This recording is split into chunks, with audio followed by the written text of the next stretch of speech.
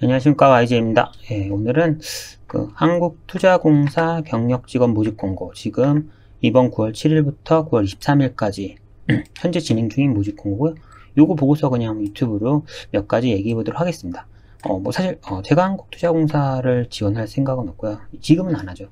옛날에 몇 년 전에, 5년 전쯤에는 한국투자공사 되게 가보고 싶어서 한 두세 번 지원했었고, 서울에서 떨어져가지고 의욕도 없고, 이제는 이제는 이제 그 이후에 이직한 전 지금 직장은 좀 마음에 들어서 저는 갈 게 아니지만, 그래도 한국투자공사 제가 옛날에 글 쓴 것도 보면은 갑자기 이제 조회수가 올라가서 보니까 이 한국투자공사가 경력직원 모집 중이더라고요. 그래서 궁금하신 분들이 많은 것 같아서 관련해서 저도 한번 같이 알아보랄까 해서 들어왔습니다. 네, 가볼까요? 네. 일단 한국투자공사 경력직원 모집 공고 어디 있냐면, 한국투자공사 홈페이지 가시면은 당연히 채용이 대놓고 있어요. 채용에서 채용 공고로 들어가시면 현재 9월 7일부터 9월 23일까지 진행 중인 2021년 한국투자공사 경력직원 모집 공고, 이게 있네요. 예. 볼까요? 예. 한국은 국부펀드라는 말을 쓰고 있죠. 한국투자공사 코리아 인베스트먼트 코퍼레이션이죠. 200조 원 정도를 운영하고 있고요. 국부를 운영한다는 거는 나라의 돈을 운영하고 있는 거죠. 국민연금은 저희 국민들이 낸 돈을 운영하는 거지만, 국부펀드는 나라가 가지고 있는 외화를 운영하는 거예요. 그래서 국부펀드라고 하는 거고요. KIC 같은 경우는 보시면 이번에 좀 많이 뽑는 것 같아요. 보면은 모집 부문이 미래전략, 주식, 퀀트, 채권, 사모주식, 인프라, 절대수익 쭈르륵 해서 엄청 많이 뽑죠. 보면은 일단 전체 관심사 위주로 보면은, 제가 보면 저는 할 수 있는 게 사실은 대체 투자다 보니까 사모주식은 사실 전통적 대체 투자라서 제가 있는 PF 인프라 분야랑 좀 달라서 저는 못 가는 곳이고요. 인프라는 있네요. 이번엔 인프라 부분 뽑고 있고, 인프라 투자라는 카테고리로 2개 해서, 위쪽은 투자 운용 및 투자 자문 관련 실무 경력, IB, 인베스트먼트 뱅킹 또는 리서치 쪽에 있거나, 회계법인 파스에 있거나, 전략 컨설팅, 기업 재무금융 3년 이상이 기초적인 요건이에요. 그러면 이제 아직 신입분들은 이런 데 가려면 그러면 IB를 거쳐가거나 리서치를 거쳐갈 수도 있고, 회계법인 파스나 전략 컨설팅, 기업 재무금융을 하면은 나중에 여기로 갈 수 있겠구나 라는 그런 좀 인사이트 얻을 수도 있겠죠. 그래서 하는 업무는 인프라 전략 수립, 인프라 관련 기업 투자기회 발굴 및 집행, 현지 실사 가야죠. 그럼 투자 검토, 그리고 팔로업, 모니터링 하고, 2명을 뽑고 4급, 5급이네요. 이게 보면은 아마 4급이 10년차 이상일 거예요. 지금 보시면은 4급이 최소 필요 경력이 9년, 12년 해당 업무를 했어야 되죠. 그리고 5급이 5년, 9년, 6급이 5년 미만. 이 정도. 저는 사실 16년, 17년 경력이어서 4급도 좀 가기 그렇죠. 가면 슬플 것 같아요. 어쨌거나 옛날에 갔었어야죠. 저는 갈 거면. 그리고 뒤에 밑에 카테고리는 뭘까요? 인프라 관련 리서치, 기업 투자 검토 및 집행 업무 지원.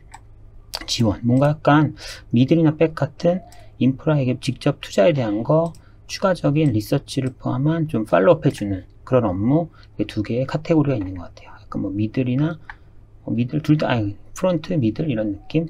그런 느낌이고요.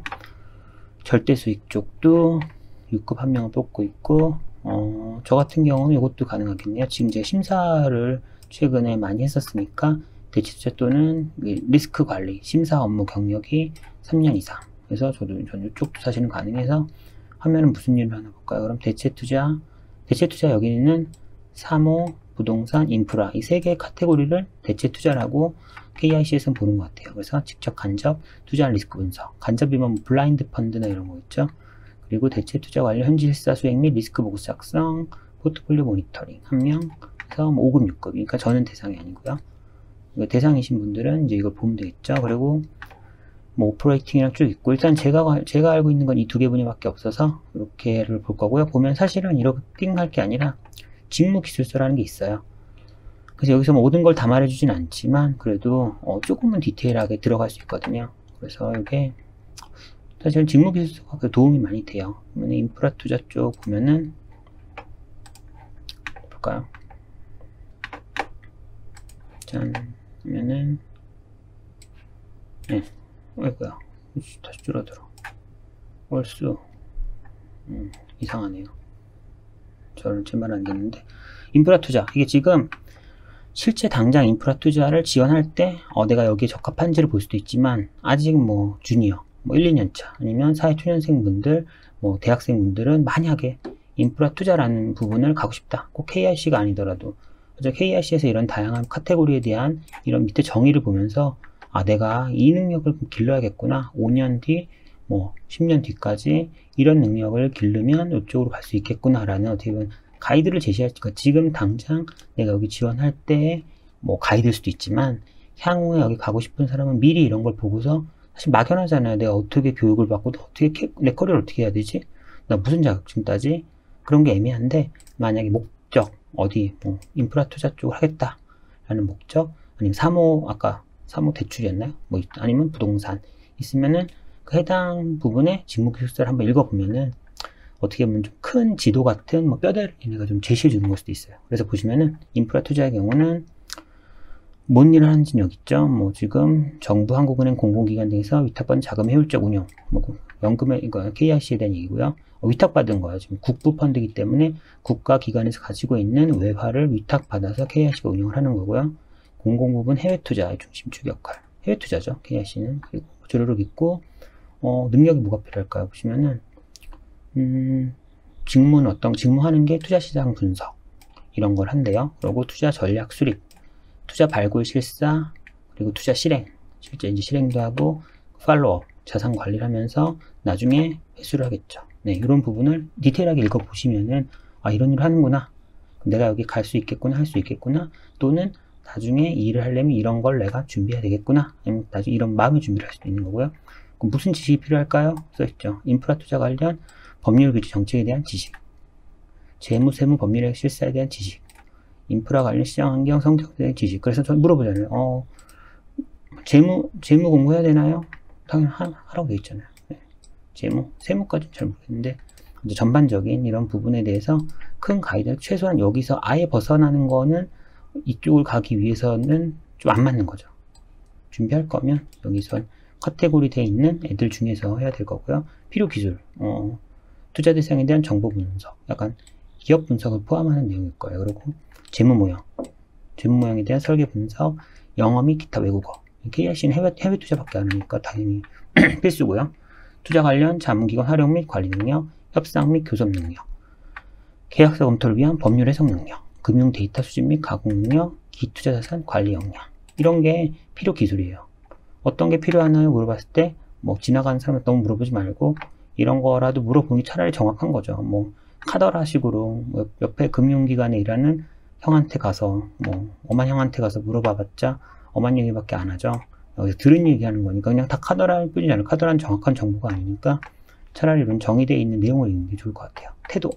태도를 판단하기 쉽지 않을 텐데 뭐 이런 태도, 이건 나중에 자기소개서 이런 거 쓸 땐 전 이런 태도를 은근히 녹여서 쓰면 사기인가요? 어쨌거나 이렇게 되고자 하면 되는 거죠.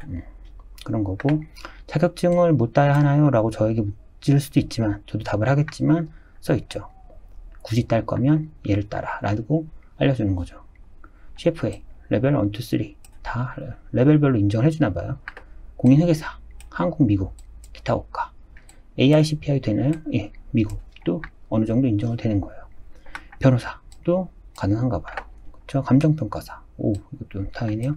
그리고 CIIA, 전 뭔지 몰라요. 뭔가 있겠죠? FRM도 봐주고 있고, 이건 대체투자, CAIA. 그리고 뭐 국내 자격증도. 굳이 딸 거면, 이 분야 갈 거면, 여기 안에서 정해야 돼. 물론 다 따겠다 하면 미친 짓이죠. 지금 CFA도 험난하고, 그러니까 공인회계사도 나름 한쪽 분야의 끝이고, 변호사도 끝이잖아요. 종주합률, 약간 전 CFA 했으면 CFA 되게 어렵다 생각하는데, 약간 세 개를 동시에 하는 건 미친 짓이고, 셋 중에 각각이 어느 분야의 정점이기 때문에 골라서 난 이쪽 트랙을 받겠다 라고 해서 가시면 되는 거죠. 뭐 겸사겸사 좋아하는 쪽으로. 회계사도 해보고 싶고, 뭐 인프라도 해보고 싶으면 일단 공인회계사 쪽으로 달려보시고, 애널리스트나 아니면 투자, 뭐 이런 전반적인 투자가 하고 싶은데 인프라도 하고 싶으면 일단 CFA로 한번 달려볼 수도 있고, 뭐 감정평가사를 하면서 겸사겸사 기회가 되면 인프라를 하겠다는 것도 이런 식이면 근데 가능하지 않을 것 같아요. 감정평가사 너무 부동산 베이스여서 인프라에는 좀 많이 어긋나는데 일단 써있네요. 네. 이런 식이죠. 그런 거고, 하나만 더 간단히 보면은 아까 제가 보는 대체투자 리스크 관리, 전 이것도 가능하잖아요. 이거 보시면 뭐 별거 있을까요? 일단은 쭈르륵 있고, 직무수행은 뭐 리스크에 대한 거니까 필요 지식 좀 더 분석적이겠죠. 아까보다는 더 리스크 관리 방법론, 잘은 모르지만 아까 FRM이나 이런 데 나오는 리스크 분석, 그런 뭐 몇 가지 분석 방법 있잖아요. 그런 게 이런 내용에 좀 속하지 않을까요? 그리고 재무제표 분석 조금 더 디테일하네. 이번에는 산업시장 환경, 성장 추세 전망, 경제 분석 등 사업성 실상, 뭐 전반적으로 투자자산에 대한 재무, 세무, 보험 실사, 가치평가, 밸류에이션에 대한 거죠. 스트레스 테스트, 투자 수익률 측정, 전반적으로 분석에 대한, 투자건에 대한 분석 능력이 여기는 다 필요하네요. 사실 프론트에서도 필요한 능력인데 여기 좀 더 심사나 이런 베이스다 보니까 더 이거를 디테일하게 정의했던 것 같아요. 예. 되게 중요한 능력이죠. 그리고 필요 기술, 또 같은 비슷한 겹치는 거지만 결국은 기업 분석 역량이 여기에 많이 포괄되는 내용이잖아요. 상위 개념이죠. 그리고 재무 모형도 역시 마찬가지고, 재무 모형을 통해서 뭐 스트레스 테스트 돌릴 거고, 가치 평가도 뭐 재무 모델 쓰고, 기업 역량, 기업 분석도 뭐 재무제표 분석, 리스크 관리 이런 식으로 하는 거니까 영어는 계속 있고, 리스크 관리 방법론은 아까 위에도 있었는데 뚜룩 있네요. 태도는 뭐 이런 태도를 잘 녹여서 표현하시면 면접을 보던 이력서를 쓸 때 좀 유리할 것 같고요. 실제 이렇게 되려고 노력도 해야죠. 네. 사기치면 안 되니까. 직무 자격증은 비슷하죠. 뭐 큰 차이 없을 것 같아요. 변호사만 빠졌네요. 그렇죠? 네. 뭐 이런 식으로 보시면서 지금 당장 가실 분도 봐도 되지만 나중에 이런데 꼭 한국투자공사가 아니더라도 어떤 이런 업무를 하고 싶다. 외환 투자를 하고 싶어요. 빅데이터 분석을 하고 싶어요. 사무 주식을 해보고 싶어요. 주식 운용이 뭘까요? 아니면 책임 운용, 책임 투자, ESG라고 그러나 요즘에 뭘까요? 눌러보세요. 예. KRC가 아니더라도 꼭 여기를 가지 않더라도 눌러봐서 큰 가이드라인은 지금 만약 뭐 1, 2년 차나 3년 차 이러시면은 아직 미래가 많이 남았잖아요.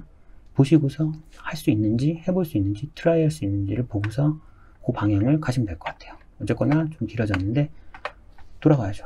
아까 채용 공고 보시면 다른 내용 있을까요? 이제 보시면은 기본사항은 뭐 이건 필수죠. 해외 투자 전문기관인 공사의 직무 수행에 필요한 영어 구사 능력을 갖춘 자. 전 여기에 해당되지 좀 않아요. 그래서 아마 어차피 떨어질 것 같은데, 예. 그래서 지원하지 않죠, 요즘에는. 근무 조건은 정직원이네요. 예. 여기 공사니까. 공사잖아, 공사. 그리고 최초 2년 계약하고서 계속 고용한대요. 그리고 이런 거 있죠. 대신 이런 게 생겼더라고요. 투자 운용. 약간 펀드 매니저 같은 투자 프론트 쪽은 고용 협의에 따라 전문 계약직으로 고용 변경 가능하대요. 이게 지금 그거죠. 사실은 정규직이 너무너무 좋아서 너네 돈 아끼려고 정규직 안 하고 전문계약직 한다 이런 개념보다는 이쪽 분야 사람들은 좀 성과 베이스 연봉을 받는 사람들이 많다 보니까 연봉 테이블이 안 맞는 경우가 있어서 그럴 경우에 정직원이 아닌 전문계약직 좀 고용 안정성이 떨어지지만 조금 더 연봉을 올릴 수 있는 이런 대안을 준 거죠. 그 사람들을 데리고 오려고. 그렇게 아니면 정직원 아마 연봉 테이블은 안 되니까 그런 걸 거예요. 그리고 뭐 이런 식으로 내용 있고, 본사가 서울. 와, 좋죠.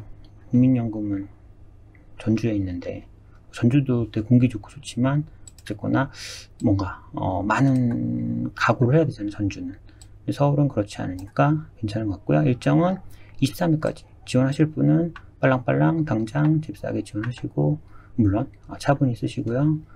9월 하순에 서류 전형에서 뭔가 이사회 발표 나고 1차, 2차 최종 합격자 난대요. 그러면 서류 전형은 4배수를 뽑고요. 각각에 대해서 아까 인프라 투자 2명 뽑는 거면 8명 뽑겠네요, 서류로. 그렇죠. 그리고 동점자는 뭐 같이 뽑는다, 개별 통보하겠다 그런 거고, 1차 면접은 최종 인원 2배수. 그럼 아까 인프라 투자 2명이니까 4명을 선발하게 되겠고요. 뭐 전문성, 경력상, 영어 구사 능력을 본대요, 역량을. 뭐 어떻게 보는지 모르겠지만 영어를 뭐 쓴다는 말도 들은 것 같아요, 어디다. 뭐 1000글자, 영어가 1000단어로 해야 되나요? 어제 뭔가를 영어로 쓴다? 영어 PPT, 영어 발표 이런 것도 하지 않을까요? 뭔가 전반적으로 뭔가 영어 관련 무엇을 전문성과 겸비해서 하게 될 것 같고요.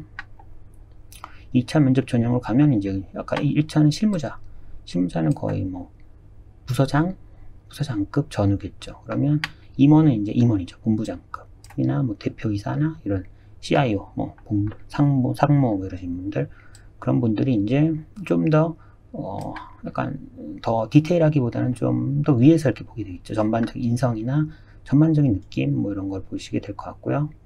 여기서 이제 보면 한 회가 끝난 거죠. 그러면 축하를 드리고 싶고요. 그렇게 됐을 때 지출 서류 이런 거 까먹지 마시고 쭈르르륵 해서 이런 거는 까먹지 마시고 보시면 될 것 같고요.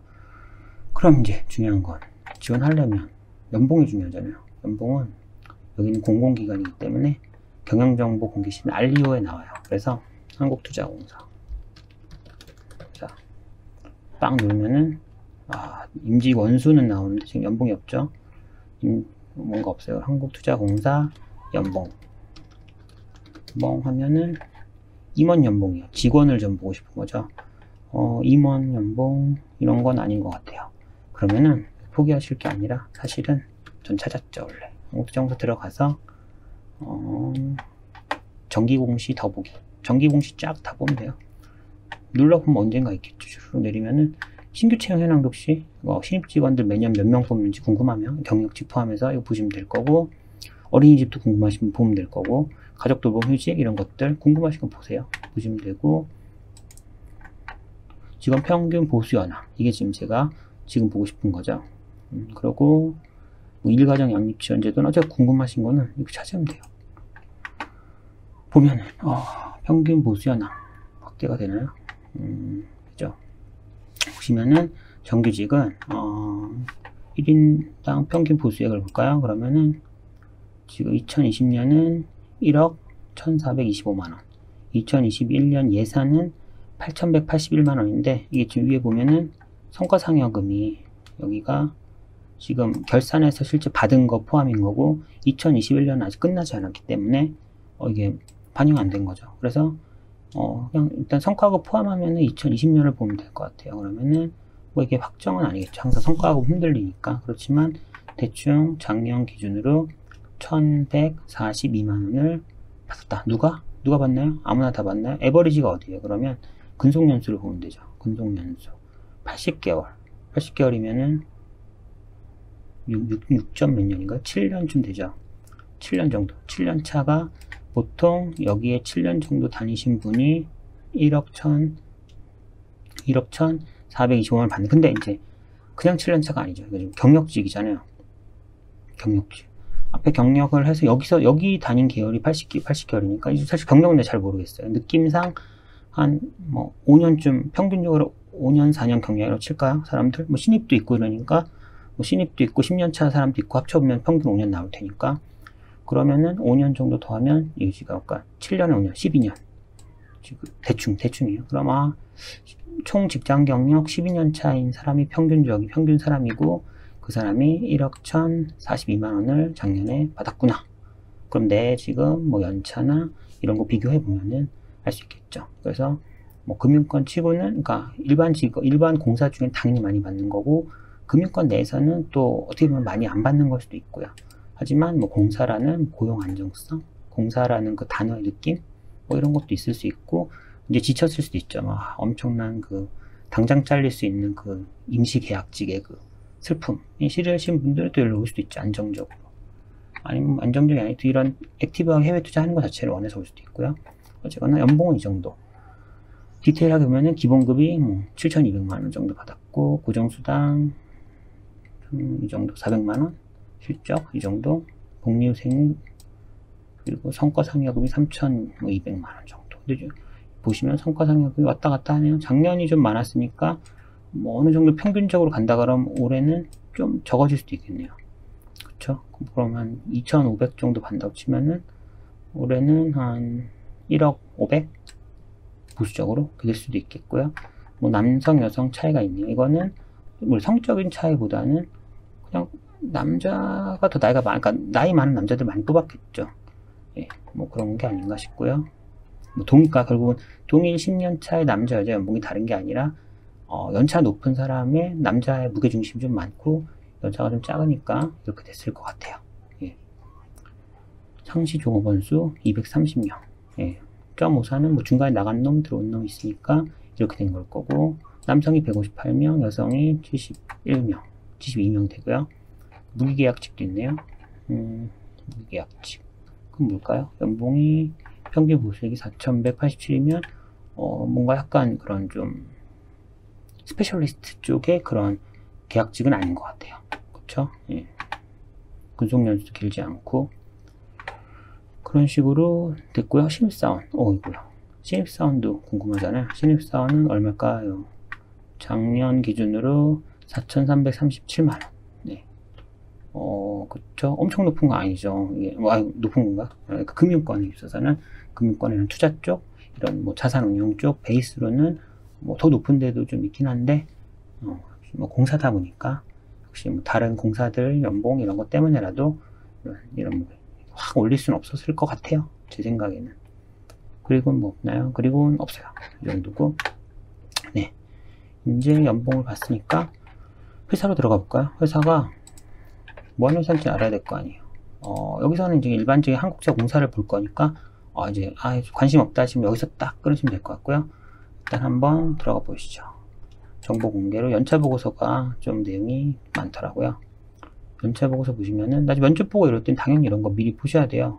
이 회사가 몇 조를 운영하고, 뭐 수익률이 어떻게 되고 이런 거 모르면 말할 수가 없죠. 기껏 뭐, 아까 앞에 서류랑 다 돌파하고 나서 면접 떨어지면 아깝잖아요.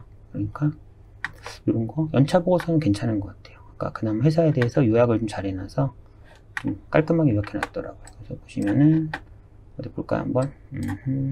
연차 보고서. KIC Investing for Sustainable Future. 이런 거 되게 좋아하죠. 지속 가능한 뭐 시기 같은 거, ESG 이런 단어 되게 좋아하잖아요. 좋아해요, 그냥. 전 별로 안 좋아하는데. 하이라이트 볼까요? 지금, 달러 베이스, 얘는 달러로 주로 운영하다 보니까, 단위 수도 달러인데, 그래도 원으로 해서 얼마인지는 알아야 될 거 아니에요. 1831억 달러 달성. 원화 200조 원. 달성이고요. 그리고 뭐, 쭉 보시면, 이런 운용 자산이 쭈르륵 오르고 있어요. 억 달러. 이렇게 쭉, 아까 페이지에서 이어지는 거네. 그럼 이렇게 보면 안 되겠네. 페이지가 연속돼서 봐야 될 것 같은데. 잠시만요. 연차 보고서 받아놨을 텐데. 여기 있어요. 연속해서 보는 내용이네, 이거는. 두 페이지씩 보기. 어디 있을까요? 제발 빨리 나오면 좋겠네요. 이씨, 됐어요. 화날 뻔했어. 예. 이렇게 아까 우상향 그래프가 이어지죠. 그쵸. 이거였어요. 이럴 수가. 그렇고요. 자, 일단 가보시죠. CEO는 이런 분이시고요. 윤승호 님이시고, 글로벌 투자 하나 보시면은, 사무실이 런던에도 13명, 싱가포르 5명, 서울에 252명, 그리고 샌프란시스코 샌플 안에 있네요. 뉴욕에 19명. 이렇게 있어요. 그래서 이런 곳으로도 갈 수 있죠. 가게 되면은. 그리고 주요 투자 성과는, 이건 좀 아셔야 될 것 같아요. 나중에 면접 보시려면은, 주식, 채권, 기타. 이게 카테고리예요. 자산 배분의 이런 좀 상위 카테고리가 일단 크게 전통 자산과 대체 자산이라는 상위 카테고리 하에서 전통 자산은 주식, 채권, 기타 등등. 기타는 써있죠. 물가연동 채권 같은 거. 대체 자산은 모르나나 사모 주식, 부동산 인프라스트럭처, 헤지 펀드, 현금 등간 투자 자산이 아니니까 크게 세 개로 나눈 거예요. 그래서 이렇게 보통은 아마 이런 카테고리로 부서, 조직도가 구성되어 있을 것 같아요. 수익률도 이거들 하죠. 순자산 가치도 아까 지금 억 달러. 이게 지금 뭐 200조 원 정도 되는 거잖아요. 그 베이스로 했을 때 전통 자산이 85%쯤 되네요. 그리고 대체 투자는 15%. 이런 비율도 알고 있어요. 대체 투자 비율이 전체 운용 자산 중 15%쯤 되고, 그 중에 내가 인프라를 본다고 하면은 부동산 인프라 쪽은 5.6%, 102억 달러 정도 되는 걸로 알고 있습니다. 라고 하면서 다음 얘기를 해야죠. 뭔가 얘기하려면. 이 정도는 기본빵으로 알아야 될 것 같고요. 디테일한 내용들은 좀 더 자기가 지원하는 곳에 맞춰서 좀 공부를 하시면 될 것 같고요. 운용 수익도 이렇게 있고, 뭐 이거는 특별한 거 없고요. 여기 이거죠. 수익률도 있네요. 최초 투자 이후 연환상승률 7.7%. 사모주식, 부동산 인프라스트럭처 헤지펀드 있고, 사모주식 그래도 누적 수익률 되게 좋네요. 그리고 헤지펀드는 의외로 헤지펀드인데도 뭐 5%대고 뭔가 특성이 있겠죠. 그리고 벤치마크는 결국 성과를 잘했나 못했나 했을 때는 경기가 좋을 때 잘하는 건 누구나 할 수 있지 않죠. 그래도 하기 쉽고 경기가 어려울 때 망하도, 그러니까 결국 경기가 하락할 때 덜 떨어지면 잘한 거고 경기가 오를 때 더 많이 오르면 잘한 거잖아요. 기준점이 필요한 거죠. 그래서 기준점을 벤치마크라고 해요. 그래서 주식채권, 물가연동채권 각자 벤치마크가 있고, 제가 있는 부동산 인프라스트럭처 쪽은 G7 인플레이션 레이트에 4%를 더한 이 수익률이 기본적으로 투자했을 때 벤치마크, 이거보다 잘하면 좀 잘했다고 보는 것 같아요. 3개월 레깅이면 3개월 좀 뒤로 따라가는 그런 숫자를 말하는 거고요. 딴 거는 모르겠어요. 그리고 뭐 이런 건 잘 모르고, 대체 투자 이런 것도 투자 정책 프로세스 이런 거는 당연히 한번 읽어 보셔야 될 거고요. 면접 볼 때 직접 운영, 간접 운영 무슨 소리인지 알아야겠죠. 모르면 안 되죠. 그리고 이런 것도 위원회 뭐 이런 것 좀 당연히 원래 당연히 전 아는 것처럼 이렇게 말해야겠죠. 나중에 물어보지 않더라도 혹시 관련된 질문 나오면 뭐 투자위원회에서 뭐 어쩌고저쩌고 말할 수 있어야 될 것 같고요. 주식, 채권 이런 건 좀 모르겠고, 제가 있으면 저는 부동산 인프라스트럭처 이건 읽어봐야겠죠. 제대로 빡시게 읽어보면서 대치자산 전체에 대한 숫자도 알고 있어야 될 거고, 저였으면.